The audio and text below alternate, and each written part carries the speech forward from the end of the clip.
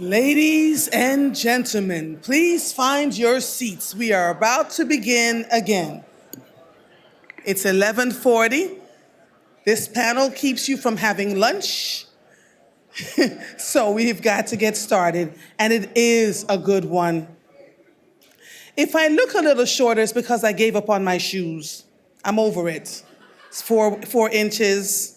Remember me saying 58 divided by 4 inches is just a lot for my ankles and my knees, so we're not doing that.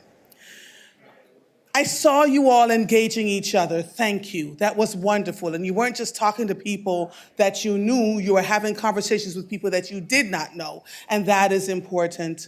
For those of you who are just joining us in this segment, my name is Andrea Lawful Sanders, and I am your Mistress of Ceremonies for this conference, Reimagining, the fourth annual Reimagining Summit with Lenfest Institute for Journalism. So, as I was walking around the room and having conversations, one of the things that became incredibly apparent is that we're talking about the events that are happening in the country, but we're really not giving people ideas on how to preserve themselves as this madness begins to unfold.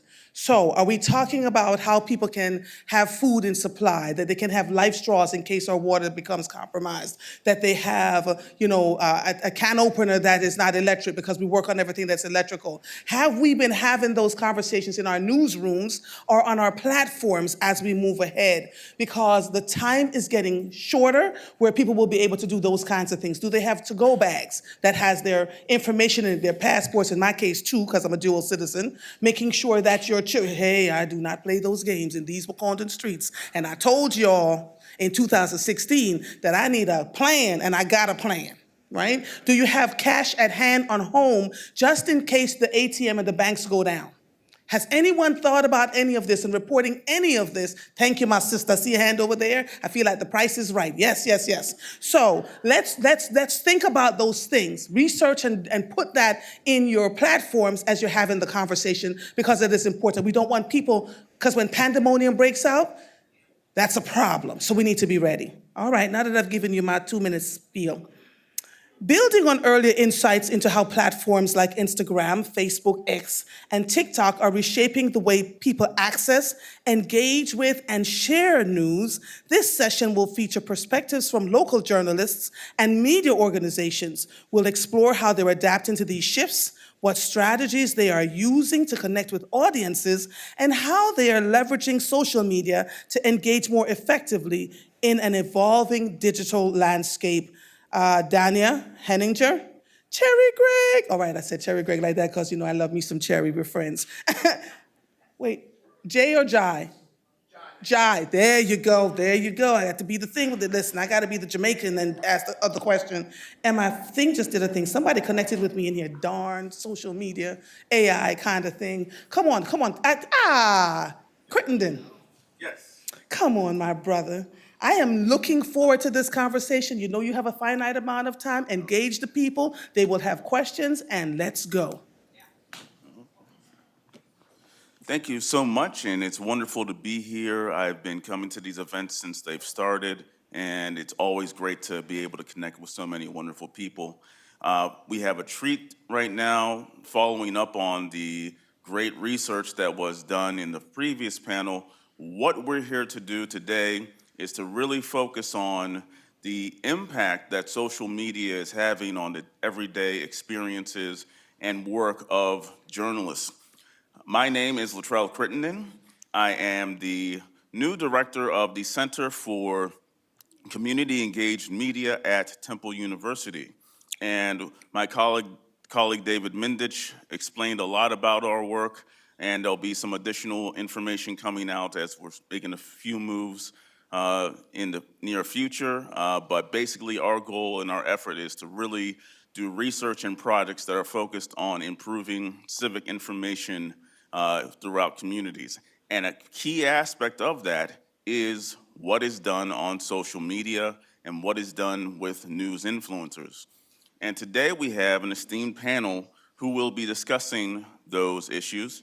Cherri, Gregg, Danya Henninger, and Jai Smith. Hand for our panelists.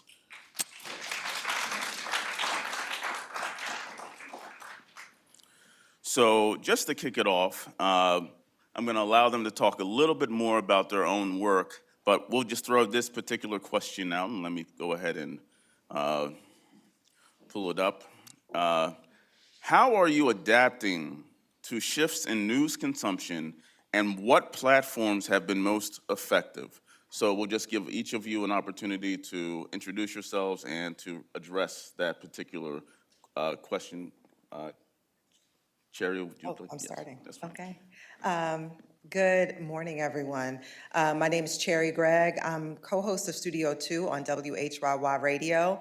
I'll talk a little bit about what the work that I've done in the city of Philadelphia. I've been a reporter, and I was a reporter for 10 years in Philadelphia. Began my career in 2010, right as newsrooms were really sort of glomming on to the use of social media. I decided when I started reporting that social media was just going to be a part of the work that I did. And so for 10 years, I was on Twitter pretty much every day, sharing stories on Facebook as well, kind of ignored Instagram. And what I noticed in the newsroom that I was in, and I was at KYW News Radio for 10 years, is that the reporters that sort of leaned into social media tended to do very well, people who leaned into the new technology. And so for those who didn't, a lot of them didn't do as well. And I do attribute social media to the reason why a lot of my stories were shared, why things sort of blew up, I guess, on the website and things like that, and it was because of social media. Currently, I am a co-host of a show, a daily news show on WHYY. It's called Studio 2, and we're just over 2 years old. And at first, we were just radio only and podcast. And earlier this year, after pushing for it, we started streaming on YouTube in January. In addition to that, we post snippets of the show on social media. And what we found is that it enabled the show to grow. And we just got reports that some of the most shared stories on the WHYY page are affiliated with Studio 2. And I think the thing we realized, and one of the things we learned, is that if you're an audio product and you don't have a visual element, do you really exist? That is the question. And for a long time, radio reporters, podcast hosts, you kind of wore pajama pants to work. No one really, you didn't really care. But now you got cameras as part of your everyday work. And so we've been sort of evolving the show. I've been sort of evolving just in my work as a reporter, now on-air host and anchor, just trying to see how to serve the audience through social media, through live events, because we also do live events every single month, so that we can touch and feel our listeners and get feedback from them real time, and then also ensure that the product that people hear, the traditional product, is also top notch. So it's a multi-pronged effort, and I feel like at this point, the way I view myself and the work that we do has evolved, because before I'm a radio reporter, and then I did television also for CBS 3 Eyewitness News when I was at KYW, and I'm a radio TV reporter, but now I realize I'm a journalist who produces content on a variety of platforms, and that is how I've evolved. But I'll stop there and hand it off to Danya. Yeah. Thanks, Cherri. And you're meeting the moment. The moment was made for you. It's like you have this visual presence, and now you get to show it off and bring people into information that way. It's terrific. I'm Danya Henninger. I am editorial director at Technically, and we're a multi-local newsroom covering tech and entrepreneurship for local communities. Started right here in Philadelphia 15 years ago by my friend Chris Wink. And we are right now thinking about social media as we're thinking about our reporting as almost a wire service for social media influencers, for news influencers. We believe our reporting and reporters everywhere are still going to be important. I think text reporting, text stories are not going away, that first draft of history. I mean, books still exist too. But how people consume the news is shifting. And so if we care as journalists and as news leaders, news organizations about getting true, factual, updated, interesting, useful information out to people, we shouldn't really gatekeep on the delivery method. And people are turning to the news influencers. We want our stories to be like a pipeline for we want technically to be a pipeline for getting information to the social media platforms. So we've started partnering with creators. We have a creator in residence who's a comedian, Black woman comedian, Tata Cherise. She's fantastic, based in Philly, also works up in New York, has a big audience. So I work with her weekly on turning our stories into videos that she then shares out. And we're starting that, it's growing, it's going pretty well. Good morning. My name is Jai Smith, founder, editor-in-chief of the Lehigh Daily, based out of Lehigh Valley, Pennsylvania. It's about an hour and a half north of here. Traveling today. Thank you for having me. So Lehigh Daily is a digital-only local news publication that covers Allentown, Bethlehem, and Easton, and the greater Lehigh Valley area. Depends on what kind of stories are happening. But that's really our focus. So tomorrow will be a year old. It'll be the first birthday of my second baby. Aww. Thank you. And we are digital-only focused, so I mean, obviously newspapers are struggling. We don't have the ability to print, but we do have phones, and we do have the ability to have websites. So I founded about a year ago. My ultimate catalyst was as I began to consume more local news. I'm on my phone a lot. I'm a consumer of content, I'm sure like many of you are. And I found that our local legacy publications couldn't be found on TikTok or on Instagram. And if they were posting it, they were posting images and just stuff that was 2006 Instagram. It just didn't make any sense. So with the invention of Reels and TikTok and short form media, I really saw an opportunity to kind of not necessarily completely differentiate ourselves, we have these groundbreaking stories nobody else has, but that we can send the information out and distribute it quicker and more efficiently than these other networks could. So we have about 70,000 followers total across all platforms on social media. When we produce content for social media, it's very intentional, so it's not content we've produced and then have reclipped. We're going to events, we're going to gatherings. Yesterday we had a protest in our city for an ICE raid that actually just happened in the Lehigh Valley on Wednesday, and they arrested 17 people. I was able to reshare a clip of that, and we reached a couple 100,000 people. Yesterday, I attended a protest in response to that, and that clip right now on Instagram and TikTok is over 200,000 views. So, thank you. Yes. So I'm real excited about social media. I'm real excited about producing news specifically for these platforms, and that's really where my main focus is right now. We do have a website. We are producing traditional news. I do have some freelancers helping me, but I get really excited about posting to social media because it's a fast, efficient way to reach, I'm gonna say, everybody in my community quicker than legacy and traditional media may be able to. And I actually have examples of that I'm sure I'd be happy to share as well. Let's go there. One of the next questions I wanted to ask was, what are your strategies that you may have just for making sure you're doing that type of engagement using social media? So go ahead and please elaborate. Being there, getting there in person and making sure that we're getting that on the boots on the ground coverage, the raw footage that looks like maybe your grandmother or your mom might have filmed and sent to you, and not something that's so packaged. It's raw, it's authentic. We're here, we were covering this, and we don't try to go too far out of the way to package it up and make it perfect.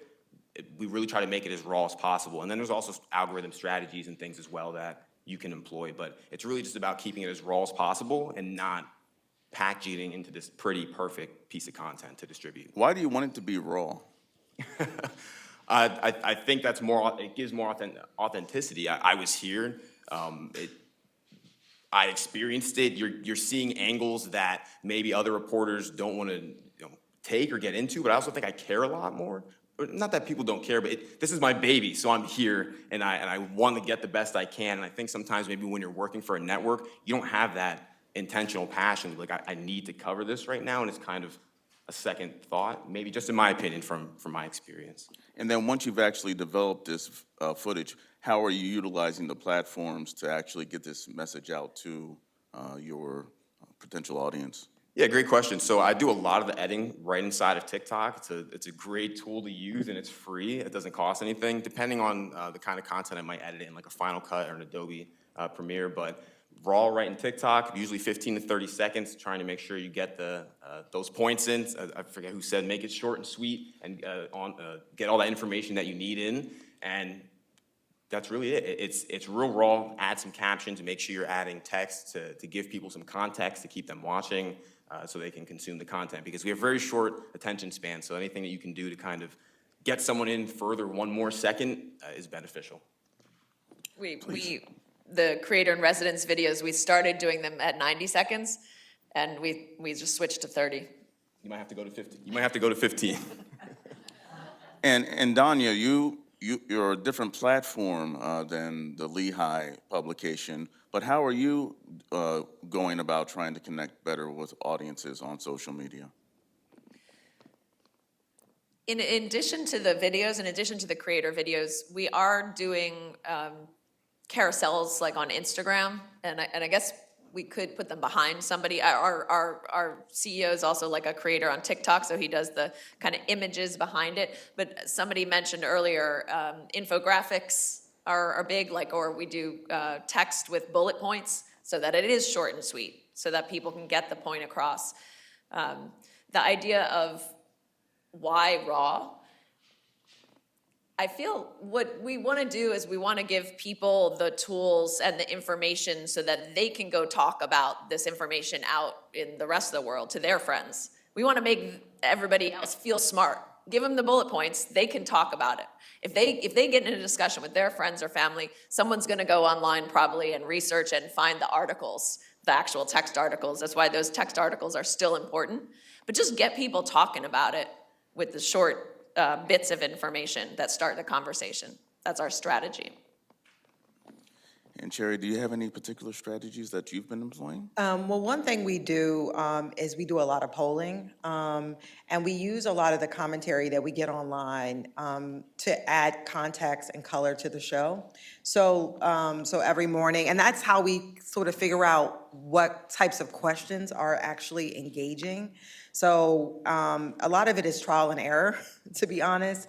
You throw questions out there and you try to gauge how the audience is, whether or not the audience is interested in a particular topic, what their thoughts are. And of course, some topics are a lot more interesting and get a lot more engagement. So we do that, but that's on Facebook. And then we also post a variety of clips, and we try to do at least one daily. And then each of the hosts, we typically do our own individual clips that may touch on different subjects. But we try to do a mix of things that are funny.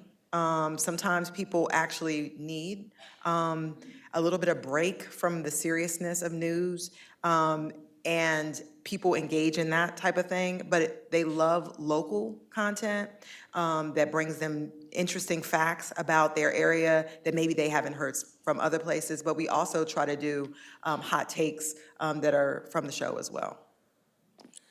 And one of the things that is going to be a key development in media, which is a very significant part even of this particular conference today, is the role that news influencers and creators are playing in how we are consuming and distributing information. And Danya, you had said that you really want to create a network of influencers. Can you tell us a little bit more about how news influencers are impacting your work?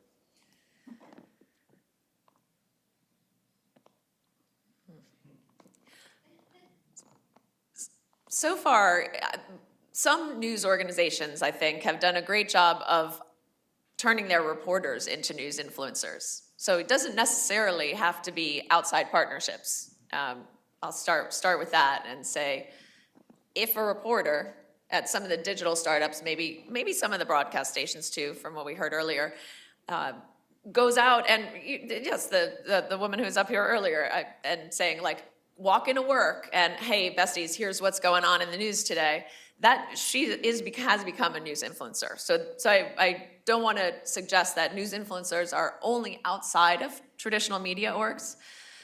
That would be one goal. What we have a new Report for America reporter coming in to our Baltimore newsroom to cover Maryland's rural-urban digital divide. And when we hired for that position, we said, do you like being on social video? That was one of our, the things we looked for in hiring for that position.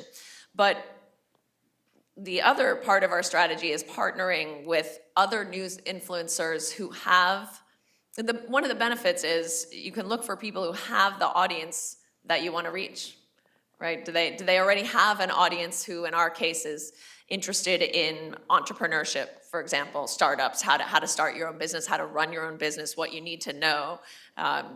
Tech life stuff is out here in the audience, and has that kind of audience already built in. And then they, will work together on a video, put it up. Ideally, they will collab on the video. Instagram has right now we're concentrating, you asked about platforms, and right now we concentrate on Instagram. And we also do LinkedIn because it's business and it's our most active platform. We are going to be starting to put our videos on YouTube Shorts too. But on Instagram, they have a collab feature. And so the influencer can also collab, and then it goes out to their audience as well. And maybe their audience hopefully gets more knowledgeable about whatever it is. And then maybe they also discover technically, know about technically at least. And Cherri, you have an actual show. So how are you able to integrate influencers into your work? Well, many times, I hate to say this, but part of the consideration when you bring someone on the show, it's gotten to this, where you do look at their following. And you hope that they have a big following in the area, and you invite them to be a collaborator, right, on the videos. And when you have that kind of collaboration, that definitely boosts the visibility of whatever your content is. And so people do look at that. And I think we've been doing that, and when we have that type of collaboration, it works very well. I think we've also done several shows on the power of influencers. But I also want to point this out because I was sent this story about Rockland, New York recently. I don't know if and it's Wanda Sykes, who has 1 million followers, actually shared a video on her platform, and it got about 250,000 views, and it was talking about, it spread a theory about the election steal from a liberal point of view for the 2024 election. And so I had to spend a lot of time dispelling myths about this. There was a lawsuit in that case, but I think, so it's like I have these mixed feelings, I think, sometimes about influencers. Like, I want people to be news influencers who work through organizations like Danya and like with WHYY, who is a journalist sharing this information, but at the same time, I get nervous that people with huge platforms are also sharing information that then we've got to go out in the comments and tag and explain to people that this is inaccurate information. And now you have, thousands of people believing something that absolutely didn't happen. So that's why we've been sort of doing more shows and sort of, educating people about how to do the things. I think the gentleman from the Pew organization sort of talked about the steps that you take in order to be a smart media consumer. And so that's one of the avenues that we take as well. Just totally agree that is a concern you have to have. People aren't trained journalists sharing the news. They don't know the ethics that we have, the fact-checking processes. But I do want to just point out that there's plenty of news websites that also, just because you read the article online on a news website, it could have a lot of, put forth kind of the same misinformation. And especially that was incentivized by the whole search era and SEO bait and, clickbait. And WHYY, as was mentioned by one of the audience members, if you're a very small operation such as you are, it's very difficult to manage all of this. So how are you managing or integrating influencers into your own work as a small operation? Yeah, great question. So I actually haven't utilized any specific strategies yet trying to employ influencers. I will say the content that I produce, I'm a faceless influencer, I guess, because I'm producing and editing and posting a lot of the content, but I don't really have an urge to be the face of Lehigh Daily right now as an influencer. I would love to be able to explore relationships with people like that in my area. There certainly are some people that I would even be able to identify and say, hey, I think this would make sense. But right now, I'm not personally exploring any of that, although I would like to. But I do employ a lot of the strategies that influencers use in my content, the captions, the cuts, et cetera, to kind of, show people what they're expecting, but right now I'm not directly working with any sort of influencers right now. By the way, I wanted to throw in there, we did a show on the 20th anniversary of YouTube, and we had a social media influencer, Dr. Jen Cottle. A lot of you probably follow her. And she was talking about on the show how you do what you have to do in order to, especially when you're giving accurate information to get the views. So she uses these crazy thumbnails and big titles and does whatever she needs to do to get people to click on her YouTube videos or to listen to her Facebook posts because her Facebook videos or her reels on Instagram, and it works. It's a very effective strategy, and we've been sort of playing with that. The use of titles, the use of funny pictures, and believe it or not, people are more likely to click on that just because if she's telling you something about how to not spread viruses, and she does like a funny face, people are more likely to click on that just because she has this shocked look and big bubble letters at the top. And and a lot of, I think, journalists used to be like, oh no, we can't. But now, whatever is necessary, because at the end of the day, you want accurate information to get to the community. So whatever kind of lettering you need to use, whatever kind of, thumbnails you need to use, whatever kind of communication style gets the job done, I think a lot of folks are sort of leaning into that. The big question as we start talking about social media, influencers, then you move into, well, how do you monetize this? How does this potentially generate revenue? And I won't target anybody, just so guys can reflect on it, but how is it that you're going about, or what can be done to really turn engagement into sustainable revenue? Sure, I'll jump in and take that one. So the short answer to your question is I'm not. Not super effectively right now. So without getting too far into it, Instagram and Facebook don't really pay anything. They're kind of in between on programs right now, so there's not really any money to be had there, at least not at the level that I have. Maybe they've got some upper echelon thing that I'm not aware of. TikTok, we are monetized on TikTok. TikTok does pay after you reach 10,000 followers.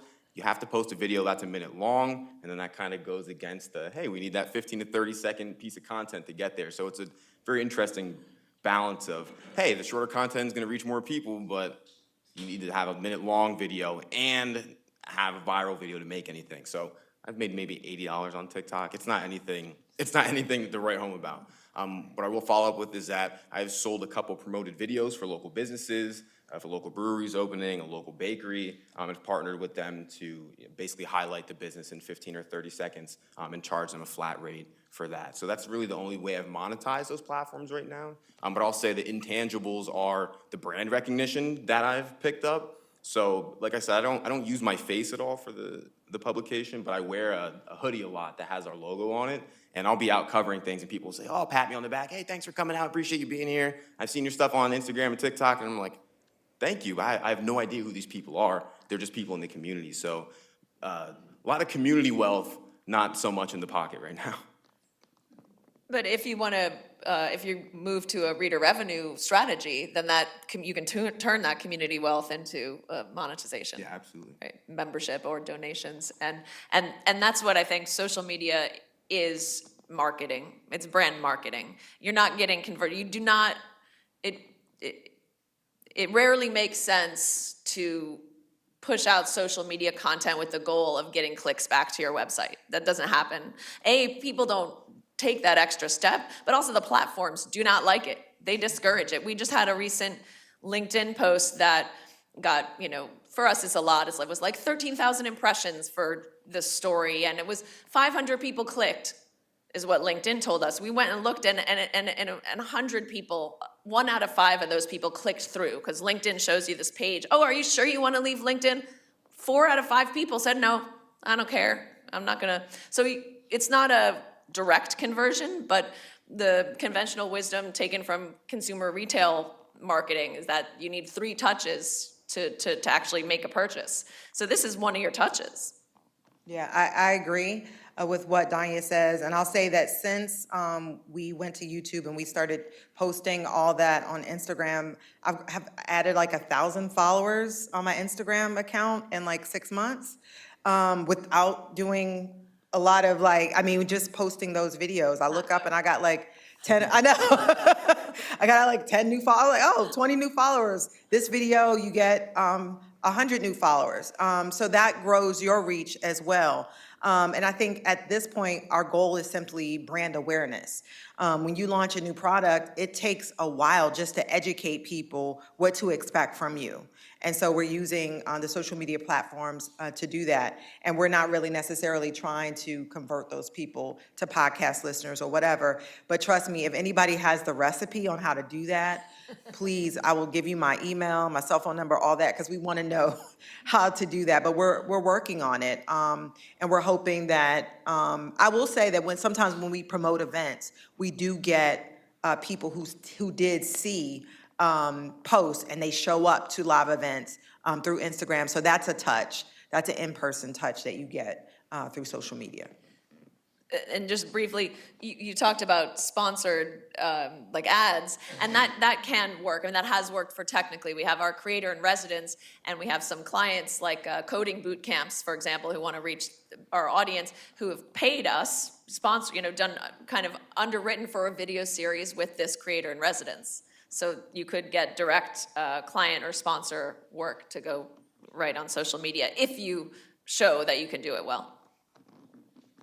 Now we wanted to make sure we had an opportunity for you, the audience, to chime in. So if you have a question, please raise your hand. I would ask you to keep your questions brief so that we can get through as many questions as possible. Good afternoon, everybody. It's after 12, so yay. But Tiffany Dubois Morales, founder and CEO of Dubois Public Relations. But my question has, I guess, 2 points related to just one topic, being neutral. So how has, social media changed how you report the news? And 2, how easy or hard is it to remain neutral or partisan to your audience? Who would like to approach? One is neutrality, and then 2, also just how has it impacted your reporting? I'll say that, going from reporter to on-air host was a transition, because as a reporter, you were never supposed to take a side. You was always supposed to just report facts, never saying your opinion. But then going to the host chair, they want you to show more of your personality. It's a lot less scripted. You're asking, a lot can be inferred from questions you even ask. And so it definitely is a balance. You try to maybe push back on things from another side as much as you can, but it does change. And I think that when you host and it's a personality-driven platform, a little bit more of your opinion does come out, but you try your best not to cross a certain line. And I work really hard to stay within the journalistic bounds and to just be a curious person and not necessarily full opinionated person. So I don't know how you feel about that, Jai, as well. Yeah, I'll add a little bit of context. So I'm not a journalist by trade or anything like that. I didn't go to school. I'm not a trained journalist, so I'm learning a lot from you guys. But I think that adds an interesting level to this, because I do want to make sure that I'm following any kind of standards that I can. Because I'm not an influencer and I'm not showing my face, I do just stick to the facts as best as I possibly can. But when it comes to some of our written, which we do as well, It's definitely shorter, so you might lose context on some of the Instagram or TikTok videos. But I think what you're getting out of that is now you've made someone aware. So if they are interested, need to seek out those facts, they can. And then with the news cycle of breaking a story on TikTok or Instagram, people will actually maybe end up on your website as well. So maybe not directly clicking, but now you've broke the story and they're interested. And when they go to search on Google, now you might be that first result just because of how the algorithms and stuff work. So long answer short, I think it can lose some context sometimes depending on how you're shortening your story. And then when what was the the second part of the question again? How has it changed how you report? Yeah, I mean, so we're very focused on digital, so I wouldn't say it changed specifically since I don't have a long journalism background, but there's definitely some times where context might be lost because of the length of the content. I didn't go to journalism school either, so. Social media, to answer the first part of the question, completely changed how we report. In the moment, live tweeting was a thing that was widely embraced by a lot of newsrooms, a lot of digital first and then wide newsrooms. We don't do that anymore because the platform has changed. It's not Twitter anymore, it's X. But we still do that. Technically, we have a community Slack that's got 5,000 or so people in there. So when our reporters go out, go to events, go to press conferences, they live Slack the event. And so people can follow along in real time. And then those notes turn into a story. We use an AI process to make sure they get into a story quickly with fact checking and all that. So social media gave people the ability to say, oh, I want the raw video. I want that raw. People didn't even know it wasn't possible before social media to get the real-time updates. So that completely changed, I think, how almost everybody reports. On neutrality, even if you're not overtly expressing an opinion on a political matter or a policy matter, it is a political. What you choose to cover is a political decision. What do you choose to take a video of? What events do you choose to show up at? Who do you choose to interview? All of that, yeah. Yeah, that all. So, making sure that you are listening to your audience, I think, is one of the key ways to.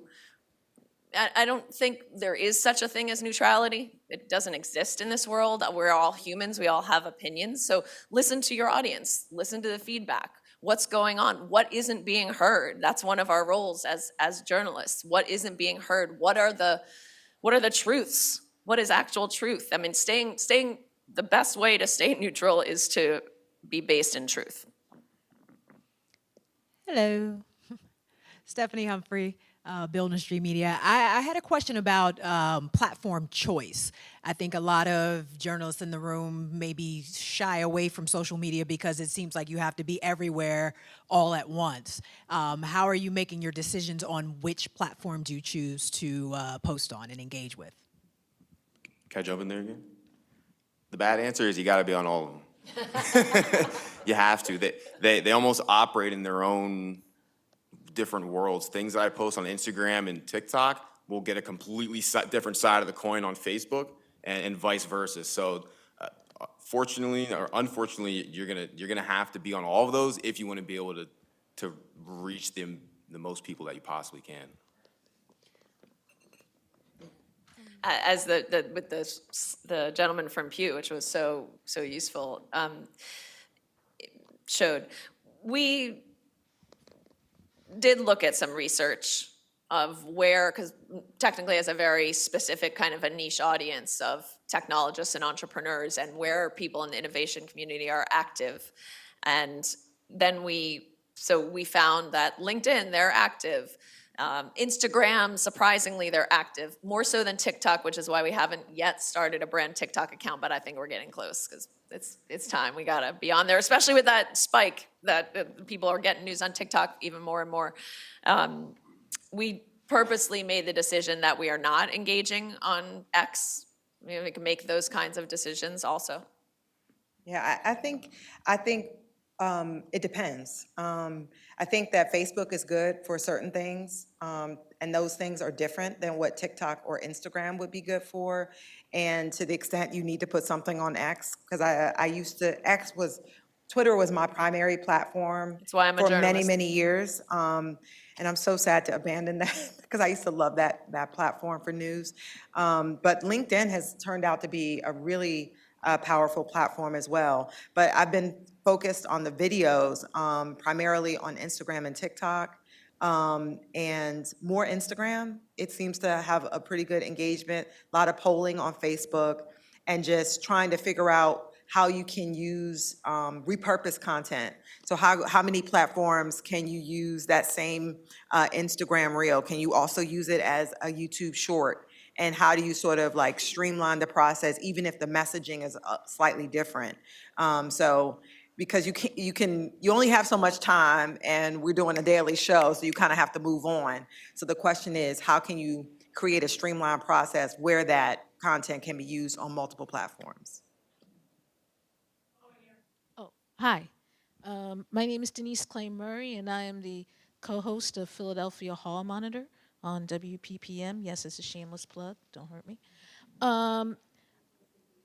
The road of journalism is littered with the bodies of journalists who did not follow the social media guidelines of their news site. Most recently, a gentleman from ABC News, who had been a longtime reporter, is now on Substack because he put out a tweet that kind of was telling the truth about Stephen Miller, but it still pissed off the administration. Do you have a social media policy, and how does it influence what you do? Technically has a social media policy that says, don't talk bad about technically. Don't talk shit on technically, and you're fine. You know, journalists are humans, and we have opinions, and if they want to express an opinion about something political on their social media, that is fine. A lot of the journalists who work in our newsroom keep their Instagrams private because they don't actually want to put out their opinions, but if they want to, they are free to do that. Yeah, I think the big policy is sort of to make sure that whatever you say, you make it clear that and to the extent it gets more controversial, to make it clear that you are not speaking for the organization. Right now, it's just me, so we don't have any policies. We're down and dirty. We do first and ask for forgiveness later. Hi, Denise James with Temple University. A question for you, Jai. When you say you make your videos raw for IG and wherever else you post them, do you give it any context? Is that in the form of captions? Is it in the form of a paragraph? And do you link to whatever the written portion of it is? Yeah, good question. So when I say raw, I mostly mean just like not doctored. We're not adding any overlays and editing and color correction. I mean, I film it from the phone. It comes out of the phone. It gets some captions. It gets some text, and then it goes to the internet. And I'm sorry, what was the second half again? I don't remember, but I'll ask you. Yes. If you wind up having to cover that business, how do you balance out, particularly if it's not something that they look at as particularly complimentary, how do you balance out having done business with them and having to take care of some business about a story about them? Yeah, I haven't been in that situation yet. That's a really great question, and I'm sure I'll deal with that at some point when I get there. I haven't dealt with that yet specifically to be able to answer that, but that is a really good question. I could use that, thank you. Well, but Denise, I want to say that I don't know that it's different for social than it is for text. You know, if you write a text story, and technically deals with this a lot actually, because we do have clients that are in our community, and then they will sponsor a story or underwrite a story, and then we will cover their organization in a way that's not necessarily flattering. And the kind of clients that we want are clients that recognize that our reputation as a trusted source in that community depends on us being able to hold accountable those companies and those leaders. And so they don't like it, but it doesn't mean they would never give us money again, because that's why the community trusts us. That's why they come to us and say, like, we want to use your platform. Sorry, just to jump in quick for the second half of your question. So usually our videos come out quick because that's our best platform to reach people. So sometimes we'll go back and follow up with a link, but a lot of times it's not linked to our text coverage because the video is prioritized to come out faster. In the back. Danya, how are you finding content creators to work with, and how are you vetting them and deciding to work with them? Yeah, that's a great question. That's where I am right now, than why I don't have like 5 other content creators that I have 5 other projects that I need content creators for, and I'm in the process right now of finding the right ones. We had a project stall where it was a partnership with another news org in Pittsburgh, and we found an influencer who was awesome and he was excited. We didn't have as much money to spend on it as some of his other clients. We were gonna give him $1,000 for this video, and for him that was not a lot. He wanted to do it anyway, but then it didn't fit in his schedule, and it never happened. So it's a difficult situation. The American Press Institute, we're in a cohort with the API right now about working with influencers, and they've put out some guidelines. Actually, they're a really good resource of how to mapping your influencer landscape and how to find it. I did get a tip that I will share, came from Adriana Lacey, who is a consultant who started she has a consulting business, but also if you go to influencerjournalism.com, that is her role, her project. She gave a really good tip that I will share, which is, and we're about to implement it, which is to start a totally new account on whatever platform you're going to look for influencers are, like a burner account, whatever, call it something random. Don't follow any of your personal stuff, but do follow the types of audience you want to reach. Go search out that content and start using those hashtags, looking for those hashtags, and then see who the algorithm puts in your feed, and then go vet those people. Use the algorithm against itself. Cherri, did you have anything to add to that, or can I add something to that real quick?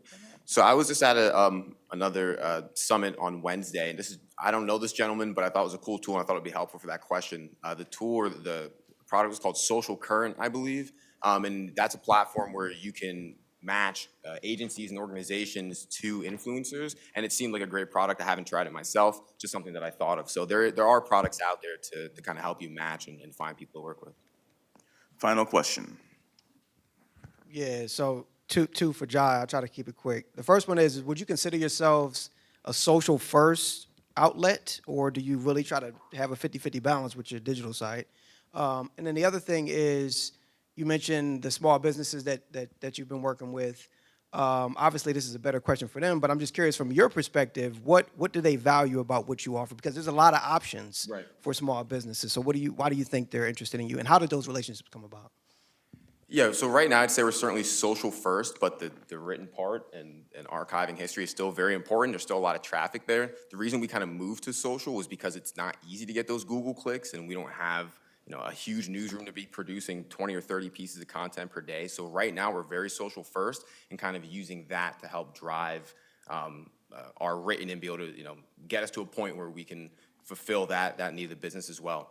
To the second part of the question of what do the local businesses find valuable in us, is that, in my opinion, if you want to market locally and be on TikTok and hit a lot of people, there's no other option. You might be able to work with a couple local influencers and they might be good at food or sports, but when it comes to like a news site and a general media site or company that you'd like to work with, the Morning Call, WFMZ, these are legacy publications that aren't really on TikTok and Instagram. So if you understand the value of these social platforms, it only makes sense to really go with us because they don't even really have followings. And they don't even understand what kind of content to post. So we reach a lot of people locally, quickly, and we're doing something in a modern way that you're not even gonna be able to ask another local outlet to do for you.